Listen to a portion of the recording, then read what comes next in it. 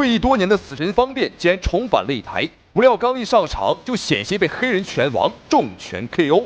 台下老外看到这一幕，都纷纷站起来嘲讽方便。方便的56连胜险些被终结。结果下一秒站起来的死神方便眼神突变，和对手玩命拼拳，誓死捍卫不败战绩。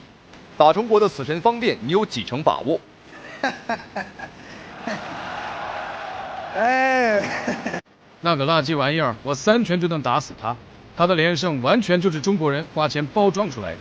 他在我的眼里连一个三流选手都算不上，我会亲手打废他，让全世界看一看中国人是多么的可笑。好，注意看视频当中正在出场的黑人选手，便是来自于法国的明星级拳王塞德里克·杜姆贝。好，这名选手可谓是身经百战，这次不远万里的话，也是来到中国挑战死神方便。但此时的死神方便啊，已经退役多年，早已不再打比赛了。但塞德里克在媒体面前多次嘲讽方便，说方便的连胜啊都是假的啊，都是我们中国人要花钞票包装出来的。最过分的是，他竟然还拿死神方便和武僧一龙做起了比较。他说方便和武僧一龙都是假把式，都是冒牌货，都是不经打的垃圾玩意儿。这番触底线的言论彻底惹恼了方便。你可以说方便实力不行，你可以质疑方便，但是你绝不可以说方便与虫为伍。方便是实力悍将，而一龙呢，他是网红啊，这完全不能相提并论。所以方便无论如何都咽不下这一口恶气，因此决定重出江湖，誓死捍卫自己的荣誉。好，注意看双方的比赛点开始，红方选手死神方便，蓝方选手便是塞德里克·杜姆贝。方便此时的战绩是46战全胜啊，一个不败战绩。而塞德里克·杜姆贝也不简单啊，他是48战45胜，基本上也没输过。但当然，他的48战这是职业战绩啊，其中还有很多他业余比赛啊，包括街头斗殴，已经超过100场作战。实际上都是很兴奋的，他们希望能踩在巨人的肩膀上，踩在前辈的肩膀上，让自己更加有所成就。是，对手越强啊，其实对自己来说呢，也是一个考验。当然，这也像是一针强心剂。很多球队和运动员都是这样，遇强则强啊，这样的话能激起他的比赛的欲望。那作为死神方面，现在我们看到了他从一个职业的运动员，一个顶尖的拳手，现在身份变得多元化了。是的，他变成了一位丈夫，一位父亲，一位老板，一位教练。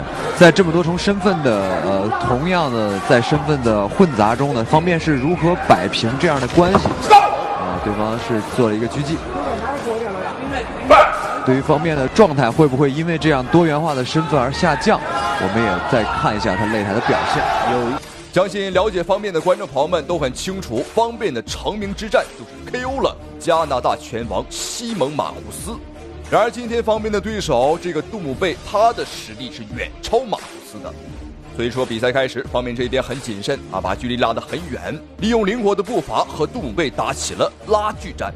训练的节奏也慢慢的有了起色。对，除了散打化的自由搏击之外，他在 MMA 这一块在绝局都布局了。然后最重要是他已经公司准备挂牌上市，所以以后叫他财神啊，不是死神啊。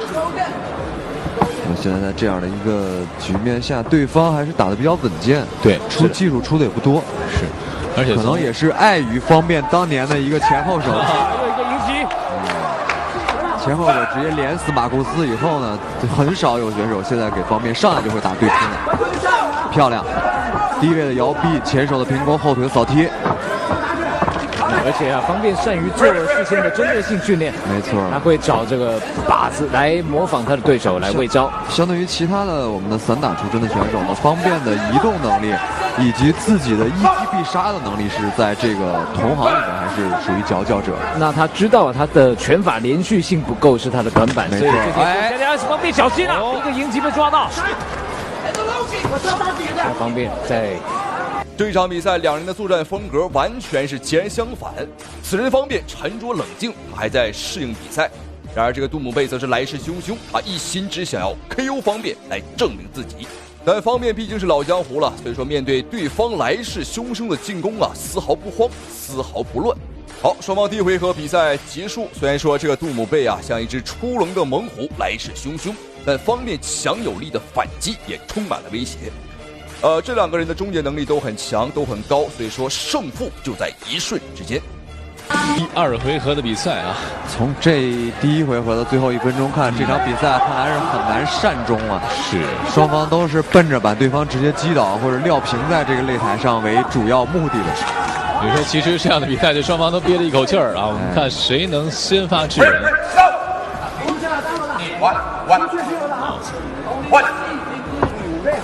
只能一次7级。那刚才就说方便啊，他要借着这一次的比赛证明散打是一个主流的格斗技，不会比其他的国家的派别来的差。没错，这也方便。哇，刚刚这一下是非常的危险，方便就差一点点就被打倒了，就差一点被读秒。但好在死人方面这边的起身速度比较快，所以说没有吃到裁判的读秒。好，裁判警告杜姆贝，你不可以打后脑。对方这个假模假样的还举起了弓啊，来向方便道歉。要知道赛前这个杜姆贝可以说是非常的猖獗啊，他说方便的46战全胜全部都是花钱包装出来的，都是假赛，都是假的。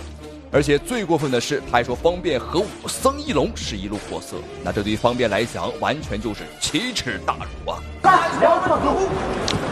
让方便在避其锋芒啊，找着机会。好，这个看这一下，勾拳了，这攻击。方便在追击对方，方便的头连续中了3拳，方便还了1拳。目前方便的防御啊，有点被打穿了，要小心。对方的报价报的比方便要严一些，方便呢还主要是以这个前手在前面刺着，来控制距离，不想让对方打进来。方便这个头部的摇闪呢，要注意一下，要注意一下，要注意一下。从现在这个场上的状态看，我们看这个杜姆贝的发挥还是不错的。的确，在第2回合，杜姆贝的优势还是慢慢的建立了。方便可能不能再拼拳了，是方便的找机会。如果让老师给方便一些建议的话，你会有什么样的一个建议？如果是我的上头啊，如果是我的话啊，这个时候我认为应该避其锋芒。方便毕竟有优于对方的移动能力。对方这个打后脑打得非常的明显，而且真的是没有想到这个黑人选手杜姆贝竟然如此的无耻，他迟迟打不开局面，竟然来攻击死神方面的后脑。要知道比赛当中呢，打击后脑这是最可耻啊，最严重的违规了，因为一不小心有可能会打出命案。双方拼拳，死神方面完全不落下风。这一下的话是重心失衡，自己把自己踢倒了，完全没问题。不算读秒，划算，打的有点不冷静了。方便这时候实际上避其锋芒，让对方的整个的这一回合的气势压下去以后，再从第2回合再找回来，我认为是一个更加稳妥和安全的办法。好，双方第2回合比赛结束，方面拒绝和杜姆贝碰拳，完全没问题，因为对方的手段和打法太过于卑鄙啊，是一个为了赢不择手段的家伙。在第2回合的时候，他已经连续2次击打方便的后脑啊，这理论上来讲，我觉得呀，判他输都是应该的。打击后脑如果打准了，一拳就可以把人打死。在此之前的所有拳击擂台打死人的事件啊，基本上都是打后脑造成的。好，双方的比赛来到第3个回合，也就是最后一场对局了。看一下方便的表现。这头啊，都过了头。那在上一回合当中，应该说稍稍的有一点劣势，一定要小心，对方在找机会了。最后这个很重要了。对方在找机会了，我们看对方的眼神已经没事，不是强毒，你自己跑到中立角那个耍宝，半个拳头来耍宝，还以为躲到那边了，裁判就会强毒。应该说杜姆贝的这个整个的表现欲还是非常强的。我们看到这个新武创新的2位教头啊，给方便说你又中了1拳。对，刚才你打出后手拳以后，一定要记着做一个摇闪，说一定要放松，你不要着急。方便这个时候心态有一些有点着急，手都不拿高啊。其实没有必要，方便目前还是有。后面还有机会，后面还有时间。方便如果出高腿的话，对方应该是在抓这个机会，在等。而且方便出的是侧踹啊，他不是出边腿，出边腿效果漂亮，后板，漂亮，突击。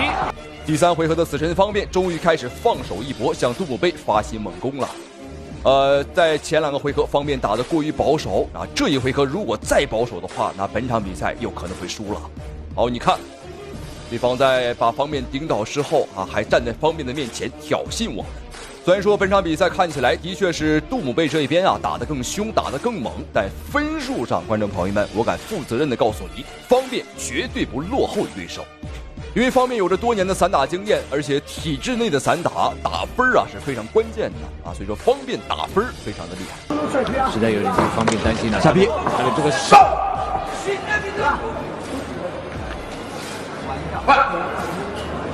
拿下来，拿下来。对，前两下点点了。我相信啊，依然采取的是自己非常习惯的这个套路啊。车踹前后手的转控制，方面现在整个战术变为控制了，我们看已经不再打进去跟对方硬拼了，但是动作太大了，他的腿法动作太大，没有隐蔽性。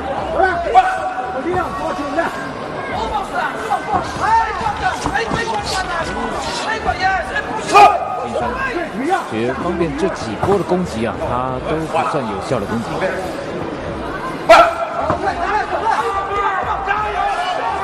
时间呢在慢慢的推移，我们看看双方是不是有什么样的战术的变化。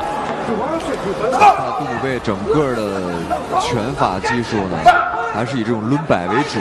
对，实际上如果作为心态平衡的方面来说，应该对防御这样的腿法不是那么的难，这样的拳法不是那么的难。是的，但是现在方便在心理失衡，而且主动求战这样的一个状态下，没办法打控制了，在心态上、情绪上会有一些影响和变化。而其实刚才说了，杜姆贝他这个整个看一下，来看看结果，平局，加赛一局。这样出。哇，这场比赛的结果有点超乎我们的意料，没有想到竟然是加赛一局。一般来讲，如果第4回合是决胜局，那么前3个回合的表现啊，完全可以忽略不计。那接下来裁判需要看的就是这最后1个回合的表现。所以说，接下来2名选手肯定会毫无保留，倾尽所有，玩命的打，玩命的拼啊！因为这是最关键的1个回合了。贝的摇臂直接钻进来了，但是方便被撞到头啊！杜姆贝高扫，这高扫是透过拳套打中了，打到自己。双方对拼拳，方便直接前手刺拳拿臂往外一顶，看来方便就是要打距离了。是，而且这第4回合靠到对方身上了。把整个前冲都冲过去，这样会很危险。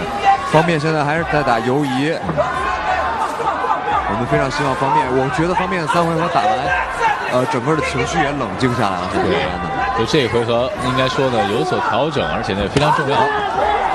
而且方便做了很多后摆踢啊，就是后摆踢没有配合假动作的话，是基本上踢不到。特别是在对方如果不前冲防备的时候，决胜局就是决胜局，这一下把方便和杜姆贝所有的能量、所有的招式啊，全部逼了出来。现在的战况很激烈。但方便呢，毕竟是我们的不败王者，他还是很沉着冷静啊，没有盲目的去进攻对手。反倒是这个杜姆贝，因为前3个回合打得太猛啊，第4回合他有点泄劲儿了。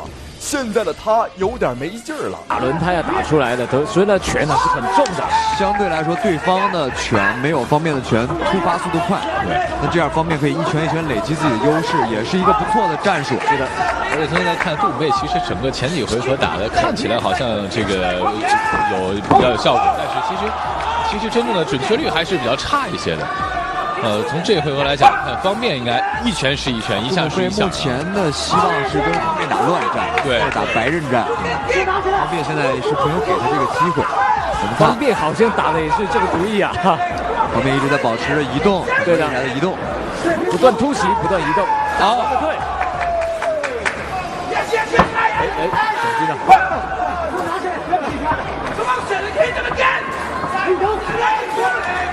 法国选手很懂得打心理战了，跟裁判打心理战。是，一直在跟裁判在卖萌。对，没事就跑到这摆脚那边耍个宝。这个方便啊，好险啊！刚才方便低头的时候，对方用了一个下抛拳啊，这个是照着后脑勺过来的，对方上高。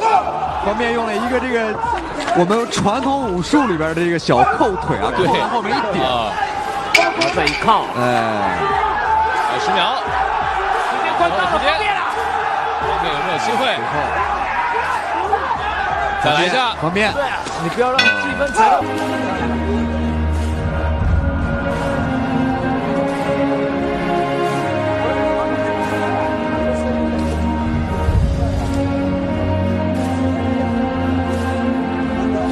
3位都沉浸在这场比赛到底会是一个什么样的结果的沉思。